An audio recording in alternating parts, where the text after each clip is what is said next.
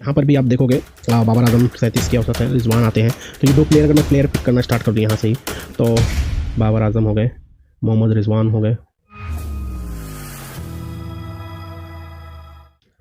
Hello all the cricket lovers, आप सभी का एक बार फिर से स्वागत है आपके अपने यूट्यूब चैनल द क्रिकेट दंगल में। आज हम बात करने वाले हैं पाकिस्तान और न्यूजीलैंड के बीच जो होने वाली है T20 इंटरनेशनल सीरीज़। 5 मैचों की ये सीरीज़ होगी। यहाँ पर मैं आपको बताने वाला हूँ कि आपको कैसे टीम पिक कर रही है, ग्राउंड के रिकॉर्ड्स कैसे रहे हैं, प्लेयर्स की परफॉर्मेंस कैसे रही है, इस बेसिस पर आपको टीम कैसे पिक करनी होगी। आप परफॉर्मेंस देख के खुद से टीम पिक कर सकते हो, ऐसी परफॉर्मेंस मैं आपको दिखाने वाला हूँ। तो चैनल के साथ बने रहे दोस्तों। चैनल पर अगर नए हो तो सब्सक्राइब कर ले, वीडियो को लाइक और शेयर जरूर करो दोस्तों। तो सबसे पहले मैं आपको बता देता हूँ कि ये जो मैच है ये कहाँ पर होने वाला है। तो यहाँ पर आप देख सकते हैं पहला T20 जो मैच है 12 जनवरी से स्टार्ट होने वाला है। ईडन पार्क ऑकलैंड में, न्यूजीलैंड में ये मैच खेला जाने वाला है। अब यहाँ पर केन विलियमसन की वापसी हुई है। शाहिन शाह अफरीदी नए कप्तान हैं जो पाकिस्तान क्रिकेट टीम के T20 के, तो वो यहाँ पर आपको दिखने वाले हैं। उसके साथ साथ आपको जो नए प्लेयर्स, या मैं विकेट कीपर के रूप में कहूँ आज़म खान, यहाँ पर हो सकता है इनको चांस मिल जाए। हालांकि मोहम्मद रिजवान भी हैं और एक कीपर और भी है, तो 3 कीपर्स हैं उनके पास। मेरे ख्याल से तो मोहम्मद रिजवान को मौका देना चाहिए, बिठाना नहीं चाहिए। बाकी बाबर आजम, फ़खर जमान, सैम आयूब, ऐसे कुछ नए प्लेयर्स था, आमिर जमाल जिन्होंने टेस्ट में ऑस्ट्रेलिया में अच्छा खेल दिखाया था तीसरे टेस्ट में, अब वो हैं। उसके साथ इफ्तिकार अहमद हैं। उसके बाद नवाज़ है ऑलराउंडर के दृष्टिकोण से अगर देखा जाए। वही न्यूजीलैंड की मैं बात करूँ तो टिम साउडी हैं, इशोदी हैं, एडम मिलने हैं।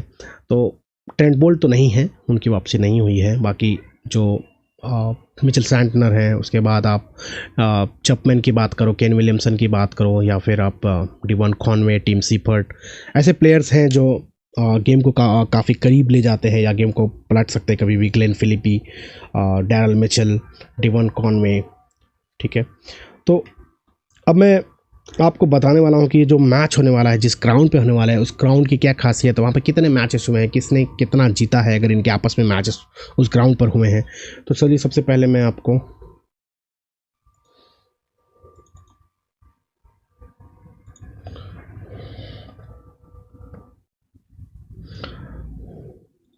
तो यहाँ की अगर मैं बात करूँ, ईडन पार्क ऑकलैंड, तो यहाँ पे वैसे तो कुल 25 मैचेस हुए हैं। अगर आप ध्यान से देखोगे तो डेफिनेटली 25 मैचों की काफ़ी मैचेस होते हैं। और यहाँ पर अगर आप देखोगे तो एवरेज स्कोर 170 रहा हुआ है दोस्तों। T20 की मैं बात कर रहा हूँ 25 मैचों की। और अगर आप इसमें देखोगे तो ज़्यादा से ज़्यादा स्कोर डेफिनेटली 170 एवरेज है, तो आपको 150 से 200 के 150 to 200 के बीच में ही ज़्यादा स्कोर दिखेगा। पहली बैटिंग करते वक्त मैं कहता हूँ टीम ज़्यादा सेफ रहेगी। अगर 170 या 180 रन बना देगी तो डेफिनेटली अच्छा स्कोर होगा जीत के लिए। और अगर 200 के ऊपर जाती है तो आप देख सकते हैं कि 5 बार 200 ज़्यादा है, और चेस अगर हुआ भी होगा तो 2 बार उससे ज़्यादा नहीं हुआ है। तो अगर 200 रन के ऊपर बनाते हैं 220 या 210 तो डेफिनेटली वो एक विनिंग स्कोर हो सकता है। अब एवरेज विकेट की बात करूँ तो 6 से 7 विकेटें लगभग जाती है दोनों ही पारियों में दोस्तों। तो ऐसे में आप बॉलर्स के ऊपर भी जा सकते हो, और ऑलराउंडर्स को तो डेफिनेटली T20 में एज रहता ही है, ठीक है। तो अब सेकंड इनिंग की बात करो, देखिए अगर 150 से कम बना है तो मैं ये मान के चलता हूँ कि हर बार वो चेज हो जाएगा। तो अगर 130-40 ऐसे बनता है तो मैं उम्मीद करता हूँ कि वो हमेशा चेज ही हो जाए, या हो सकता है भाई बहुत अच्छी बॉलिंग हुई हो तो ना हुआ हो। उसके साथ साथ अगर आप देखो बैटिंग फर्स्ट में 11 बार टीम जीती है, 10 बार बैटिंग सेकंड में। बाकी के मैचेस हो सकता है बारिश या टाई या ड्रॉ हुआ हो, तो उसकी वजह से आपको 21 के ही रिकॉर्ड यहाँ दिख रहे हैं। हाई स्कोर की बात करोगे, देखिए 245 रन काफ़ी होता है दोस्तों। 245 रन अगर इतना बना देंगे तो टीम डेफिनेटली जीतने वाली है। लोएस्ट की बात करो तो 100 के अंदर भी है, मतलब 76। तो ये एक ग्राउंड का आप ये देख सकते हो। यहाँ पर हालांकि स्टार बैटर गप्टिल के ज़्यादा रन है। टीम साउदी के विकेट्स 19 विकेटें हैं। अब कितने मैचेस में मैं आगे आपको दिखा दूंगा, तो इस हिसाब से आप Tim Southee straight forward pick कर सकते हो। शोदी के यहाँ 10 विकेटें हैं, सैंटनर के 9 विकेटें हैं। बाकी आप देख सकते हो फास्टर और स्पिनर का मिला जुला यहाँ पर एक रूप है, बट सऊदी थोड़ा सा ज़्यादा आगे है। कितने मैचेस है वो भी देखेंगे हम लोग। अब बैटर की भी बात करूँ तो केन विलियमसन के यहाँ पे 264 हैं, सीफर्ट के यहाँ पे 182 रन हैं। तो मैं आगे दिखाऊंगा आपको कितना का एवरेज है इस ग्राउंड के हिसाब से। और यहाँ पर अगर सिक्सर्स की बात करूँ तो 400 छक्के हैं 25 मैच में दोस्तों। तो काफ़ी ज़्यादा, मतलब आप समझ सकते हो कि हर एक अगर मैं मैच की बात करूँ तो 15 से 16 छक्के लगभग लगते हैं। तो अगर आप 16 छक्के बोलो तो मतलब 8 छक्के एक इनिंग में लगती हैं, तो रन यहाँ पर बने ना बने बट सिक्सर्स काफ़ी लगते हैं। तो उस हिसाब से आप जो हार्ड हिटर, क्योंकि ग्राउंड यहाँ का थोड़ा सा मतलब बहुत ज़्यादा एकदम गोला आपको नहीं मिलेगा, न्यूजीलैंड में एकदम इक्वी डिस्टेंस नहीं मिलेगा, तो इस हिसाब से यहाँ पे थोड़ा छोटा बड़ा ग्राउंड, एक साइड से छोटा एक साइड से बड़ा ऐसा हो सकता है। तो इस हिसाब से आप ये भी मान सकते हैं कि रन 175-80 रन काफ़ी रन बन सकते हैं यहाँ पे।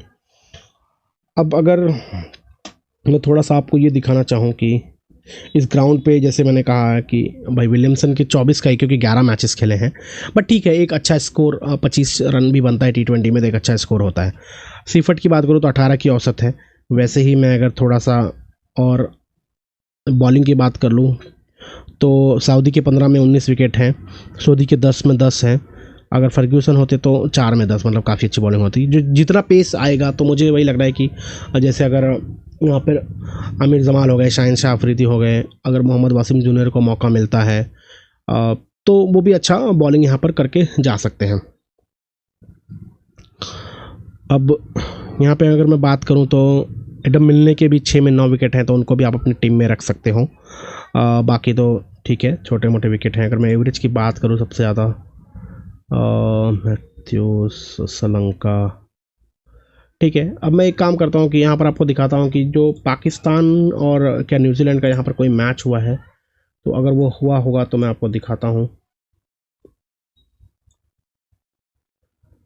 या तो न्यूजीलैंड पाकिस्तान के यहाँ पर 4 मैचेस हुए हैं, 2 में न्यूजीलैंड ने जीता है, 2 में आप देख सकते हो पाकिस्तान ने जीता है। तो इस हिसाब से अगर मैं बात करूँ तो बॉलर की बात करूँ तो सऊदी का एक मैच में ही 5 विकेट है, तो काफ़ी अच्छी बॉलिंग की है सऊदी ने यहाँ पर।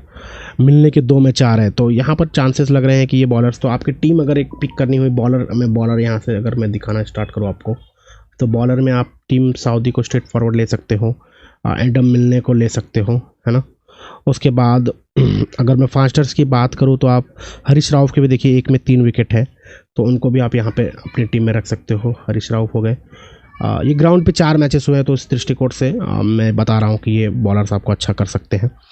उसके बाद अगर फास्टर्स को ही रखना है आपको तो शाहिन शाह अफरीदी को रख सकते हो आप। तो ये तो 4 फास्टर्स ही हो गए। उसके साथ साथ अगर मैं ऑलराउंडर की बात करूँ तो आप आमिर जमाल को रख सकते हो। उसके बाद इफ्तिकार अहमद बैटिंग कर सकते हैं, और न्यूजीलैंड के दृष्टिकोण से मैं देखूँ तो डैरल मिचेल को मैं मान सकता हूँ ऑलराउंडर, बट बॉलिंग बहुत टाइम से किया नहीं है। उसके साथ साथ अगर मैं और एक बात करूँ ऑलराउंडर की, तो जिमी नेशम अगर खेलते हैं तो उनको आप रख सकते हो। तो इस तरीके से 1-2 ऑलराउंडर आप रख सकते हो।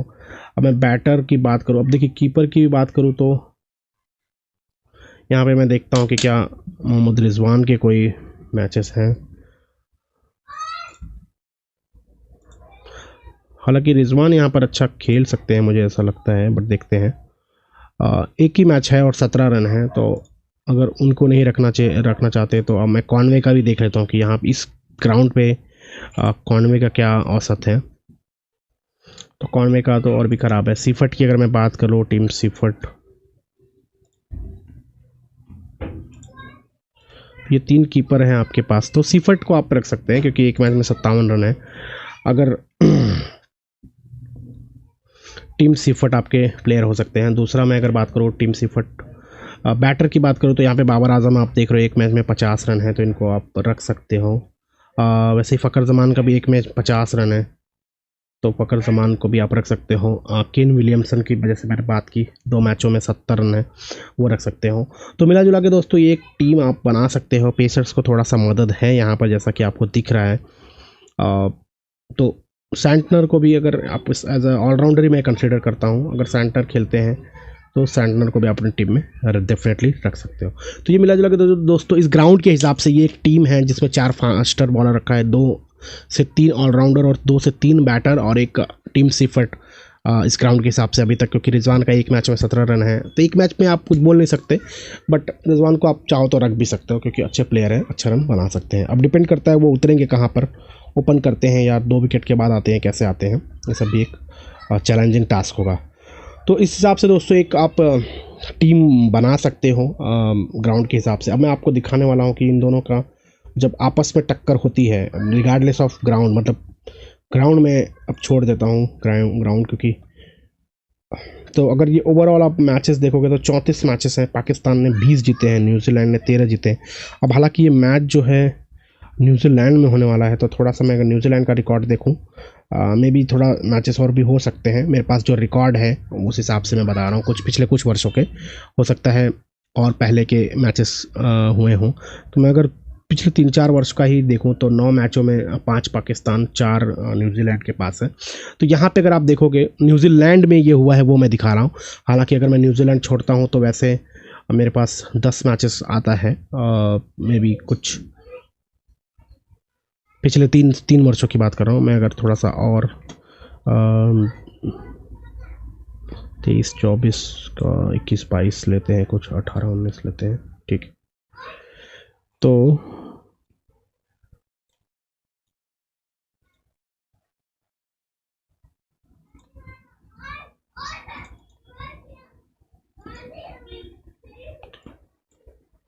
ठीक है, तो ये मैंने ओवरऑल अगर पिछले 3-4 वर्षों की मैं बात कर लूँ तो ये मैचेस हैं।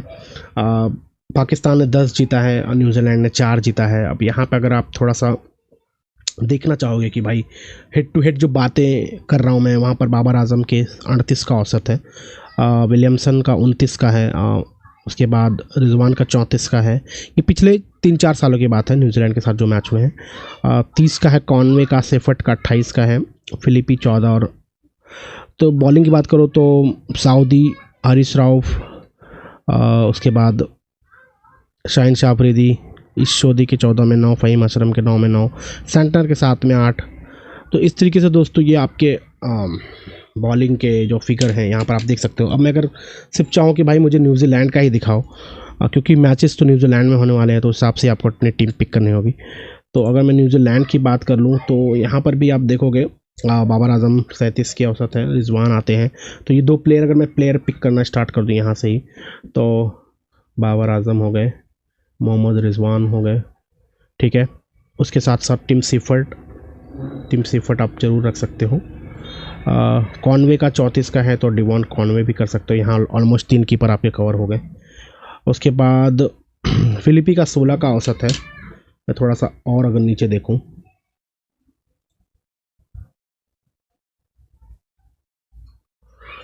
चपमैन की बात करो, देखिए चपमैन और फ़कर ज़मान आप दोनों देख सकते हो, आप दोनों को रख सकते हो अपनी टीम में। फ़कर ज़मान क्योंकि देखिए 3 मैचों में 99 रन है और चपमैन के भी 3 में 91 है, तो मार्क चपमैन भी आप रख सकते हो। ये हेड टू हेड के बेसिस पे दोस्तों। अब ये बैटर ऑलमोस्ट कवर हो चुके हैं। अब मैं अगर आपको फिनलन की भी बात करूँ तो ये भी एक कीपर है, अगर ये खेलते हैं तो इनका भी 29 का औसत है और अच्छा औसत है।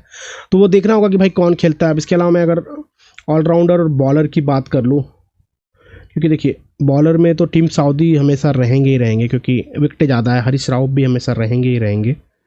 अब मैं शाहिन शाह अफरीदी की बात करूँ तो शायद उतने मैचेस खेले नहीं हैं, पर नीचे जाके देखेंगे। उसके बाद आमिर जमाल की जैसे बात कर रहा था मैं कि ऑलराउंडर है और अच्छा खेल पाएंगे मुझे लगता है इस पिच पे। उसके साथ साथ अगर बॉलर की मैं और थोड़ा सा बात करूँ तो मिचेल सैंटनर और शोदी में से आप रख सकते हैं किसी को।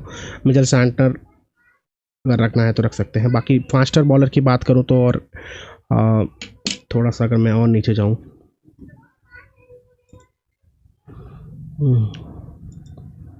मोहम्मद नवाज़ की बात, देखिए मोहम्मद वासिम की 3 में 2 है विकटें, और वही नवाज़ की बात करूँ तो 3 में 3। अगर नवाज़ भी खेलते हैं या इफ्तिकार अहमद, नवाज़ और इफ्तिकार अहमद में से आप, मेरे ख्याल से इफ्तिकार अहमद से जाए क्योंकि वो थोड़ा बॉलिंग भी करेंगे और न्यूजीलैंड में थोड़े लेफ्ट हैंडर अगर ज़्यादा खेलते हैं तो डेफिनेटली इफ्तिकार अहमद एक अच्छे प्लेयर आपके साबित हो सकते हैं। और यहाँ पे अगर शाहीन की बात करूँ, मैं थोड़ा सा ढूंढ लेता हूँ, शाहीन शाह अफरीदी की बात करूँ दोस्तों तो 3 मैचों में 4 विकेट हैं, तो ये इनको भी आप अपनी टीम में चाहो तो रख सकते हो। तो ये मिला जुला के दोस्तों एक टीम आप बना सकते हो। हालांकि यहाँ पे अगर आप देखोगे तो केन विलियमसन के 24 का ही औसत है, तो अब केन विलियमसन अगर चाहो तो केन विलियमसन भी डाल सकते हो। तो उसके बाद चपमैन को हटा सकते हो, क्योंकि अगर चपमैन आएंगे तो 4 विकेट के बाद ही आएंगे, तो अगर वहाँ तक बैटिंग ना गई तो मेरे ख्याल से ये अच्छे अच्छे आपके विकल्प साबित होंगे। Kane Williamson. तो इस तरीके से दोस्तों ये 10-12 प्लेयर की जो मैंने लिस्ट बताई, उसके अलावा मैंने आपको पूरा परफॉर्मेंस तो दिखाया ही है, उस हिसाब से भी अपनी टीम एक अच्छी टीम बना सकते हो। और थोड़ा सा अगर मैं आपको बड़े लेवल में दिखा दूँ हेड टू हेड की जो परफॉर्मेंसेस है, लाइक बाबर आजम की बात किया मैंने, तो इनके 3 बार 30+ स्कोर हैं, रिजवान के 2 बार हैं, टीम सीफर्ट के 3 बार हैं, कॉनवे के 3 बार हैं 5 मैचों में। हालांकि जो बाबर आजम का बता रहा था वो 6 मैचों में है, तो कुछ मैचों में हो सकता है नॉट आउट भी रहे हों। कॉनवे की बात करूं, उसके बाद मैंने विलियमसन की बात करूं तो 3 बार 30 के ऊपर हैं। उसके बाद फिलिपी तो ज़्यादा चांसेस नहीं मिलता होगा, फ़कर जमान की 3 मैचों में 2 बार हैं। तो ये ऐसे बैटर्स हैं जिनको 30 के ऊपर जहाँ भी आपको ज़्यादा दिख रहा होगा उनको आप अपनी टीम में रख सकते हो, क्योंकि 30 के ऊपर रन बनाना T20 में एक अच्छा रन आप मान सकते हो। तो ये आपको कुछ परफॉर्मेंस मैंने बैटर्स की दिखा दी है, इस हिसाब से आप डिसाइड कर सकते हो। जैसे इफ्तिकार अहमद की बात करूँ तो देखो 3 मैचों में 66 रन हैं, तो मतलब ठीक ठाक रन है ऐसे अगर देखा जाए तो ये एक आपके सामने स्कोर है बैटर्स का आपस में जब ये हेड टू हेड इनके मुकाबले हुए हैं न्यूजीलैंड में ही मैं कहूँगा। और वही अगर बॉलर की बात कर लूँ तो आप ये देख सकते हो कि विकेट्स पर मैच के हिसाब से अगर आप देखोगे तो डफ़ी तो है नहीं, हरीश राउफ 2 हैं, उसके बाद टिम साउदी 1.9, कुगलिन 1.7। तो इस तरीके से दोस्तों आप खुद से देख सकते हो किस बॉलर ने कितने विकेट्स लिए हैं और उस हिसाब से आप अपनी टीम डेफिनेटली बना सकते हो। तो ये न्यूजीलैंड के में ही हुए सारे 9 मुकाबले हैं। साइंस आफरीदी के 3 में 4 हैं, नवाज़ के अगर देखोगे तो 3 में 10 हैं। तो उम्मीद करता हूँ दोस्तों ये आपको बहुत ज़्यादा हेल्पफुल होगा टीम बनाने में। और जो हालांकि मैंने आपको भी अपनी तरफ से भी टीम बना के दी है कि भाई ये टीम आप एक चूज़ कर सकते हो, बट परफॉर्मेंस देख के आप खुद से डिसाइड कर सकते हो। तो उम्मीद करता हूँ दोस्तों ये वीडियो आपको पसंद आई होगी, और अगर चैनल पे आप नए हैं तो प्लीज़ चैनल को सब्सक्राइब कर लें। मिलेंगे दोस्तों आपसे नई वीडियो में, तब तक के लिए धन्यवाद।